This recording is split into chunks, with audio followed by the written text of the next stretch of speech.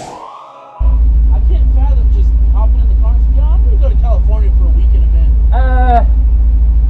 Unless you had something else to come out here for and it just happens, hey, look, I'm going to the track. Yeah, no, this is a trip specifically to drive the canyons and drive a bunch of tracks. I used to live in Ventura County for a couple years after high school. I came out for a vacation and stayed for 4 years.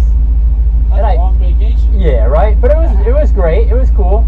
And I got into driving in the canyons with this thing, and it was automatic and, not good for it. And all my buddies had, legit sports cars and stuff. It was I just landed in a upper middle class suburb or whatever, And they got all these fancy cars for graduating high school, and I'm driving this thing in the canyons. But I came out, I did a Streets of Willow day probably 17 years ago when it was still automatic, and the trans only lasted 2 sessions before it went.